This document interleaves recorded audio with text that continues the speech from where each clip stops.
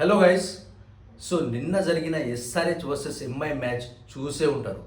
ఎంత dramatic match అంటే అది బాబా ఒక్కొక్కటి చెత్త నా కొడుకులు ఉన్నారు. అసలు మన ఎస్ఆర్హెచ్ టీంలో కానీ ఎంఐ వాళ్ళు కానీ బాబా అసలు చెప్పుకోవాలంటే చాలా దరిద్రంగా ఉందన్నమాట. అసలు ఎంఐ వాళ్ళు లిటరల్లీ 12 మంది ప్లేయర్స్తో గ్రౌండ్లో దిగిపోయారు. అసలు ఈ ఎస్ఆర్హెచ్ వర్సెస్ ఎంఐ మ్యాచ్లో ఇషాన్ కిషన్ అవుట్ అనేది అసలు చాలా డ్రామాటిక్గా జరిగింది. అది అసలు మీరు చూస్తే కరెక్ట్గా వీడియో అబ్జర్వ్ చేస్తే ఇషాన్ కిషన్ గాడికి అసలు ఆడి బాడీకి కానీ ఆడి బ్యాట్కి కానీ అసలు బాల్ టచ్ అవ్వలేదు. దట్టు ఆ ఎంపైర్ గాడు ఇక్కడ ఫీల్డర్స్ కానీ బౌలర్ కానీ ఎవ్వరు అసలు అప్పీలే చేయలేదు. అలాంటప్పుడు ఈడు అవుట్ ఇవ్వాలా వద్దా అవుట్ ఇవ్వాలా వద్దా అవుట్ ఇవ్వాలా వద్దా అన్నట్టుగా ఫింగర్ లేపడానికి ట్రై చేస్తూ ఉంటాడు. అదే టైంలో బౌలర్ అయిన దీపక్ చాహర్ అప్పీల్ చేస్తాడు. సో ఆడేం చేస్తాడు, అవుట్ ఇస్తాడు.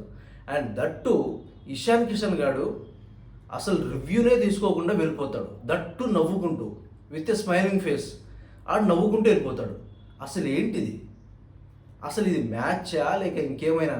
ఇలా ఈ ఫిక్సింగ్ ప్లేయర్ల కంటే టెర్రరిస్ట్ నా కొడుకులు చాలా నయం నిజంగా. కాదు, ఎవడైనా సరే వైట్ బాల్కి అవుట్ అవుతాడా?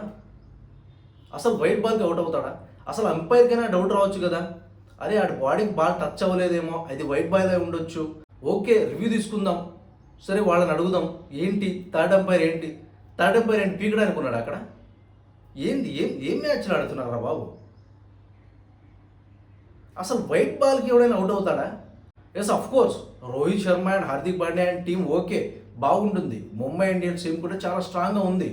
బట్ నాకైతే అది క్లియర్ ఫిక్సింగ్లా అనిపించింది అబ్బా. నిజంగా చెప్పాలంటే మీరు లాస్ట్ నైట్ చూసుకుంటే ఈ 2 ట్యాగ్స్ మీద, అంటే ఇషాన్ కిషన్ అండ్ ఫిక్సింగ్, ఈ 2 ట్యాగ్స్తో ట్విట్టర్లో ట్రెండింగ్ కూడా అయింది. అంటే ఈ ముంబై ఇండియన్స్ మీద ఇది ఫస్ట్ టైం ఏం కాదు. అంటే లైక్ వాళ్ళు ఫిక్సింగ్ చేస్తారు సంథింగ్ అని, ఇది ఫస్ట్ టైం ఏం కాదు. చరిత్ర ఉంది చాలా ఉంది. తవ్వితే ఇంకా ఎక్కువ వస్తుంది బయటికి. అసలు వాళ్ళు అన్నిసార్లు కప్పులు ఎలా కొట్టారంటే ఇలానే. ఈ ఎంపైర్లను కొనేయడం అనేది ఇది ఇప్పుడు ఈ మధ్య వచ్చిన మాట ఏం కాదు. ఇది ఎప్పుడో ఒక 5-6 ఇయర్స్ నుంచి నడుస్తున్న మాట ఇది. అసలు ఏంది అది? అసలు ఎంపైర్ గాడు ఎంత డ్రామాటిక్గా యాక్ట్ చేశాడంటే బాబు బాబా. అసలు ఆడి పర్ఫార్మెన్స్కి నిజంగా మేబీ అక్కడ ఆడ అవుట్ అయ్యే టైంలో, ఇషాన్ కిషన్ గాడు అవుట్ అయ్యే టైంలో, ఆ ఇషాన్ కిషన్ గాడికి ప్లస్ ఈ ఎంపైర్ గాడికి వీళ్ళిద్దరికి తప్పితే వేరే ఏ ఒక్కరికి స్క్రిప్ట్ తెలియదేమో నాకు తెలిసి. ఎందుకంటే ఆడేమో అవుట్ ఇవ్వడం, ఈడేమో రివ్యూ తీసుకుంటూ వెళ్ళిపోవడం. నాకు లిటరలీ నిజంగా చెప్పాలంటే చిరాకు వచ్చింది. అసలు ఫస్ట్ ఆఫ్ ఆల్ ఈ ఇషాన్ కిషన్ గారిని మన ఎస్ఆర్హెచ్లో తీసుకున్న దగ్గర నుంచే ఆ దరిద్రం చుట్టుకుంది. ఈ తల్లి ఒక్క మ్యాచ్ కూడా ఆడడం లేదు, ఒక్క మ్యాచ్ కూడా ఇది లేదు. 300 లోడింగ్ అంటారు, బొక్కలో 300 లోడింగ్. 150 కొట్టడమే చాలా గగనం అయిపోతుందంట అక్కడ. అసలు నిన్న కాటేనమ్మ కొడుకు క్లాస్ లేకపోతే అసలు ఎస్ఆర్హెచ్ పరిస్థితి ఏంటి? నాకైతే ఒక మూమెంట్లో ఆర్సీబీ రికార్డ్ని ఎక్కడ బ్రేక్ చేస్తారేమో అనిపించింది. ఆ 49 రికార్డ్ని ఎక్కడ బ్రేక్ చేస్తారేమో అనిపించింది నిజంగా చెప్పాలంటే. సో నేనైతే క్లియర్గా చెప్తున్నాను, ఇదైతే 100% ఫిక్సింగ్ అబ్బాయి ఇది. అంటే నేను ఎస్ఆర్హెచ్కి ఫ్యానో లేదా ఎంఐకో ఫ్యానో లేక ఆర్సీబీకి ఫ్యానో ఇంకోటి కాదు మ్యాటర్. అసలు నేను క్రికెట్కి ఫ్యానే. సో నాకేంటంటే ఎప్పుడైనా ఒక ఫెయిర్ ప్లే ఉంటే అది నాకు చూడటానికి చాలా బాగుంటుంది. అంటే ఎంజాయ్ కూడా చేస్తాం. అంటే న్యాచురల్గా జరిగేదాన్ని మనం చాలా ఎంజాయ్ చేస్తాం. ఎస్, ఆఫ్ కోర్స్ అతను ఒక ఫాల్ షాట్ ఆడడం వల్ల అవుట్ అయ్యాడు అనుకుంటాం, లేదా వీడు మంచిగా బౌలింగ్ చేయలేదు అందుకే టీం ఓడిపోయింది అనుకుంటాం. అసలు నిజంగా చెప్పాలంటే వరస్ట్ అబ్బా. నేనైతే ఇప్పటి వరకు ఏ మ్యాచ్లోనూ ఇలాంటి డ్రామాటిక్ సీన్ చూడలేదు. నాకైతే ఫస్ట్ ఆఫ్ ఆల్ ఐపీఎల్ అంటే చిరాకు వచ్చింది. ఇది నాకు తెలిసి ఈ ఐపీఎల్లో ఇది జస్ట్ నార్మల్ సీన్ మాత్రమే. ఇంకా ముందు మంచి సీన్స్ రాబోతున్నాయి, మనం చూడబోతున్నాము. అండ్ ఇంకా డ్రామాటిక్ సీన్స్ ఎక్కువ ఉంటాయి, అస్సలు ఎవరు ఎక్స్పెక్ట్ చేయలేరు. దాని తర్వాత ఐపీఎల్ అంటేనే చిరాకు దొబ్బేలా చేస్తారు నాకు తెలిసి. కొన్ని టీమ్స్ అయితే ఉన్నాయి, అవైతే ఐపీఎల్ అంటేనే చిరాకు దొబ్బేలా చేసేలా ఉన్నారు. సో డెఫినెట్లీ అదైతే ఫిక్స్. సో నాకైతే ఇంట్రెస్ట్ పోయింది. అండ్ ఈ ఎస్ఆర్హెచ్ వాళ్ళని ఆడంటారా అంటే 300 ఎందుకు? కరెక్ట్గా బౌలింగ్ సెటప్ పెట్టేసుకొని ఒక 180-200 టార్గెట్ పెట్టేస్తే ఎవరైనా వస్తారా? అసలు ఎస్ఆర్హెచ్ బౌలింగ్ ఎంత వీక్గా ఉందంటే చాలా చెత్త బౌలింగ్ అని చెప్పాలి. ఇటు చూస్తే బ్యాటింగ్ ఆడాలంటే హెడ్ అభిషేక్ గాడు, వీళ్ళిద్దరు తప్పితే ఇంకొకటి లేడు.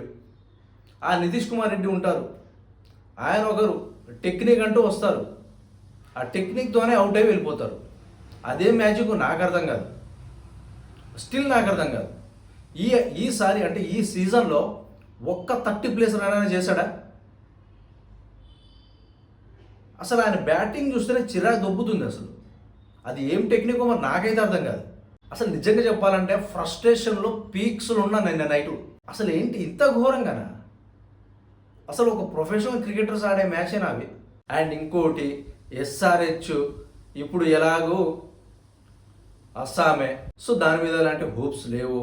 అండ్ ఇంకోటి ఈ ముంబై ఇండియన్స్ అని కాకుండా ఎంపైర్ ఇండియన్స్ అని, సో ఫిక్సింగ్ ఇండియన్స్ అని, సో ఇంకేదో రకరకాలుగా ట్విట్టర్లో ఏదో ట్రెండ్ చేశారు, వేసుకున్నారు, నిన్నైతే గట్టిగా వేసుకున్నారు.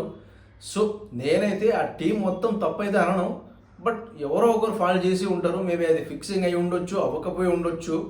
ఎప్పుడైనా కానీ ఒక ఫెయిర్ ప్లే ఉంటే అది అందరికీ చాలా హ్యాపీనెస్ ఇస్తుంది. అంటే అది జెన్యున్గా జరిగితే అది ఒక హ్యాపీనెస్ అనమాట. సో బట్ ఇలా జరిగితే మాత్రం అది కొంచెం చాలా డిసప్పాయింటెడ్గా ఉంటుంది. సో అది మాత్రం ఫిక్స్. అండ్ ఎస్పెషల్లీ ఎక్కడో బాటమ్ ఆఫ్ ది టేబుల్లో ఉన్న అమ్మాయి ఇప్పుడు ఈరోజు చూసుకుంటే టాప్ 3లో ఉంది.